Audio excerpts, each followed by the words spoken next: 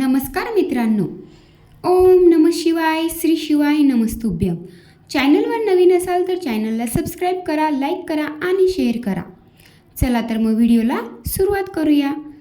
पौर्णिमा आणि अमावस्या या दोन बहिणींची कथा. एक राजा होता. त्याला 2 मुली व 1 मुलगा होता. एका मुलीचे नाव होते अमावस्या तर दुसऱ्या मुलीचे नाव होते पौर्णिमा. पौर्णिमा खूप धार्मिक वृत्तीची होती. तिला भजन, कीर्तन, पूजा पाठ यात खूप रस होता. तसेच ती प्रत्येक कामातही हुशार होती. परंतु जी अमावस्या होती ती कधीही भगवंताचे नामस्मरण घेत नसे, कधीही मंदिरातही जात नसे. वडिलांच्या प्रत्येक कामात तिचा पाठिंबा राहत असे, परंतु वाईट कार्यासाठी पौर्णिमेचा विरोध राहत असे. आपल्या विरोधात कोणीही बोलत नाही आणि पौर्णिमा आपल्याला विरोध करते या गोष्टीचा राजाला खूप अपमान वाटत असे. म्हणून राजा फक्त अमावस्याचेच लाड करीत असे आणि तिचे सर्व हट्ट पुरवीत असे. पौर्णिमेला अमावस्याचे जुने कपडे घालायला द्यायची. काही दिवसात राजाच्या मुलाचे लग्न झाले. घरात नववधू आली. अमावस्या तिलाही नेहमी घालून पाडून बोलत असे आणि सारखी दमदाटी करत असे. परंतु पौर्णिमा आपल्या वहिनीला घरकामात मदत करीत असे. देवाच्या गोष्टी, गाणी सांगत असे. वहिनीला घेऊन मंदिरात जात असे. म्हणून पौर्णिमा वहिनीची तसेच भावाचीही लाडकी होती. एकदा राजाला राणीने सांगितले की राजन, आता आपल्या मुली मोठ्या झाल्या आहेत, तेव्हा त्यांच्यासाठी स्थळे शोधावी लागणार आहेत. पौर्णिमेला देवाच्या मंदिरात जाणे, भजन कीर्तन करणे, पूजापाठ करणे फार आवडते. तिला एखाद्या गरीब घराण्यातच द्या, कारण खूप श्रीमंत लोकांच्या घरी दिले तरीही तिचे भिकारी चाळे काही सोडणार नाही आणि आपलीच बदनामी होईल. त्याशिवाय गरिबाच्या घरी बरोबर जमवून घेईल, श्रीमंतांच्या घरी तिला जमवून घेणे अवघड होईल. म्हणून गरिबाच्या पदरातच तिला टाकून द्या. परंतु आपली अमावस्या कशी मोठ्या घरात शोभून दिसेल. तिचे वागणे, बोलणे, उठणे, बसणे सर्व काही उंच आणि रुबाबदार कुणालाही शोभून दिसेल. त्याशिवाय तिला घरकाम येत नाही, म्हणून तिला एखाद्या राजाच्या राजकुमाराला द्या, म्हणजे तिथे ती बरोबर जमवून घेईल. राजाने आपल्या पत्नीचे म्हणणे ऐकले आणि मुलींसाठी स्थळे शोधण्यासाठी निघाले. पौर्णिमेसाठी त्याने एका झोपडपट्टीत राहणाऱ्या गरीब व्यक्तीची निवड केली, तर अमावस्यासाठी त्याच गावातील राजाचा मुलगा त्याने निवडला. दोघांची लग्नाची बोलणी करून राजा घरी परतला. राणीला त्याने सर्व सांगितले. राणीही खूप खुश झाली.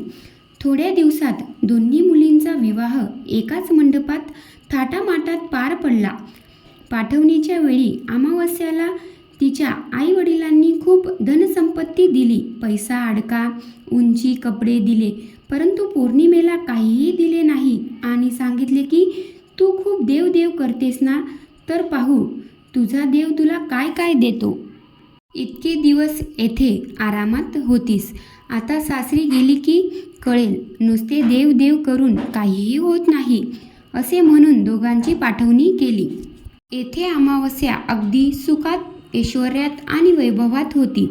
तिच्या हाताखाली 8-10 नोकर होते. फक्त तिने काही इशारा केला की ते काम लगेच पूर्ण होईल.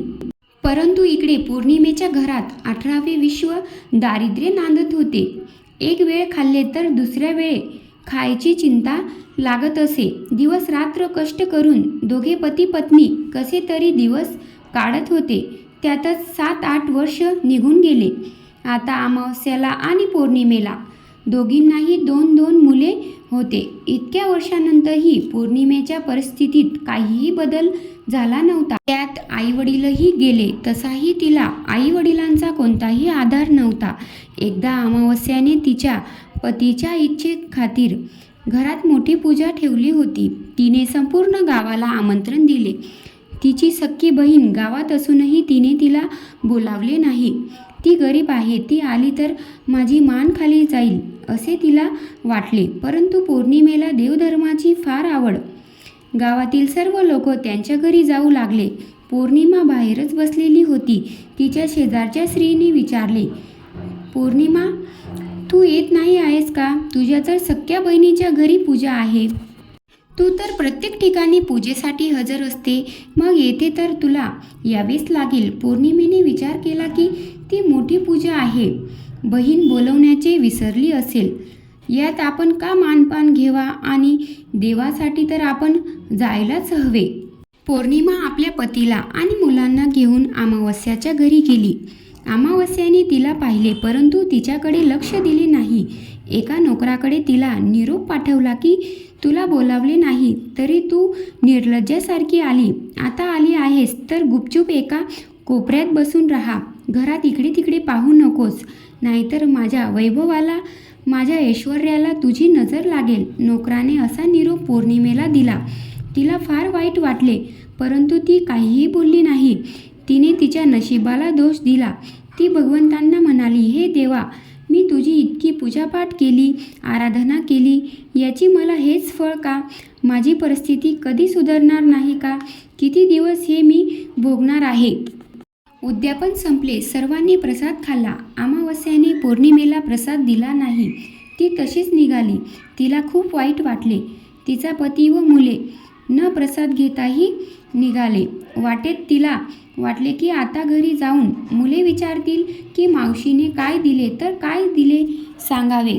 म्हणून तिने आपल्या पतीला व मुलांना सांगितले की मी खूप दिवसांपासून माझ्या माहेरी गेली नाही, म्हणून आज माहेरी जाते व उद्या लगेच परत येते. असे म्हणून अर्ध्या रस्त्यातूनच ती माहेरच्या रस्त्याला जाते. रस्त्याने जात जात तिला एक तुळस दिसली. तेथेच एक कुरूप म्हातारी बाई बसलेली होती. तिने पौर्णिमेला आवाज दिला आणि सांगितले की पोरी, अगं हे तुळशीचे वृंदावन खूप खराब झाले आहे. तुळसही वाळत आहे. जरा तेवढे वृंदावन स्वच्छ करून दे. तुळशीला पाणी घातले तर खूपच बरे होईल. माझ्याने आता काम होत नाही. पौर्णिमेने लगेच वृंदावन स्वच्छ केले आणि तुळसलाही पाणी टाकले आणि जाण्यास निघाली. तर म्हातारीने विचारले, कुठे निघालीस?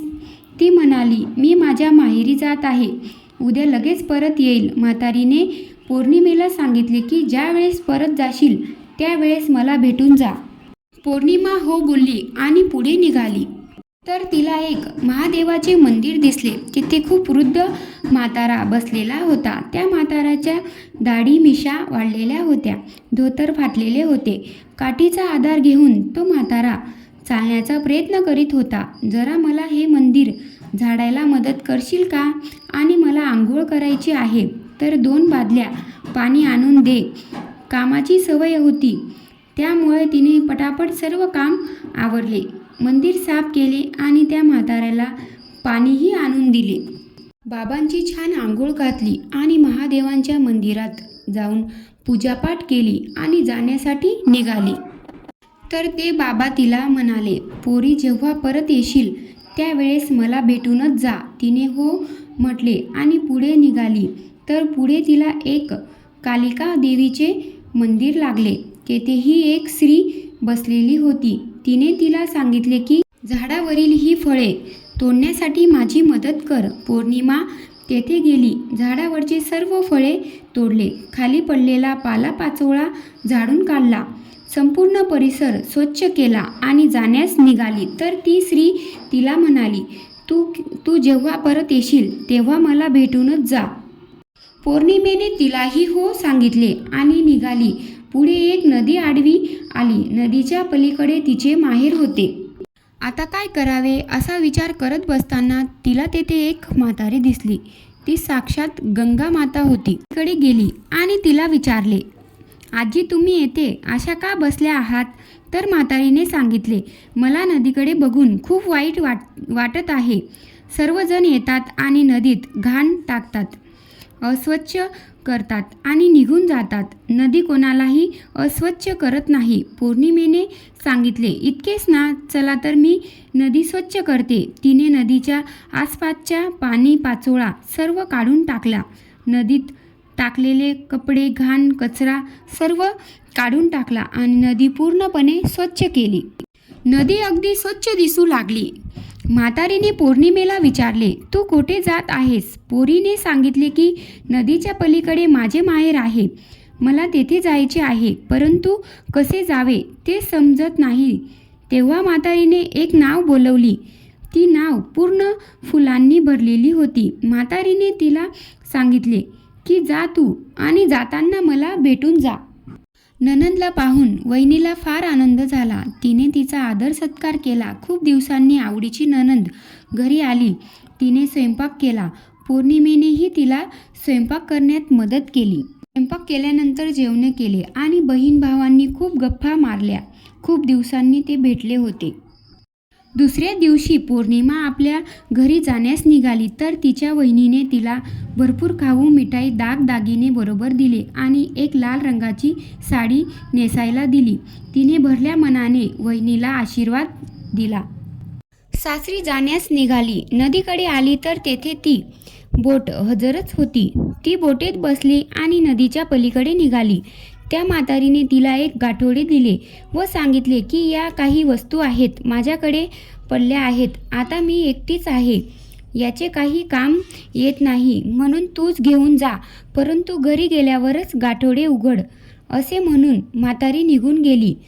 पौर्णिमा पुढे निघाली तर तिला कालिका देवीचे मंदिराकडे ती स्त्री दिसली. तिनेही तिला एक गाठोडे दिले. तिने एक मोठी टोपली घेतली, त्यात तीनही गाठोडे ठेवले आणि डोक्यावर ठेवून ती निघाली. पुढे गेली तर देवांचे देव महादेवांच्या मंदिराबाहेर तो म्हातारा बसलेला दिसला. त्यानेही तिला एक मोठे गाठोडे बांधून दिले आणि पुढे निघाली. पुढे गेल्यावर तुळशीपुढे ती म्हातारी दिसली. तिनेही तिला एक गाठोडे दिले. असे 5 गाठोडे घेऊन ती घरी आली. सर्वात आधी तिने माहेरची गाठोडे उघडले. त्यात मुलांसाठी खाऊ आणि मिठाई होती. ती मुलांना आणि पतीला दिली.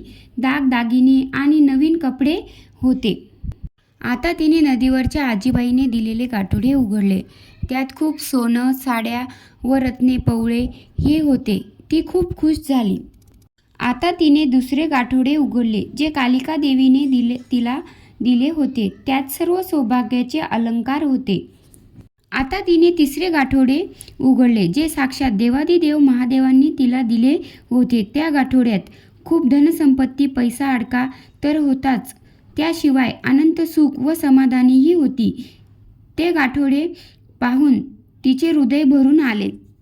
सर्वांच्या चेहऱ्यावर ते सुख आणि समाधान पसरले. आता तिने तुळस मातेने दिलेले गाठोडे उघडले तर त्यात धान्यांच्या राशी होत्या ज्या संपतच नव्हत्या. अशा प्रकारे तिच्या घरात खूप संपत्ती, पैसा अडका, अन्नधान्य आले. त्यांची परिस्थिती सुधारली.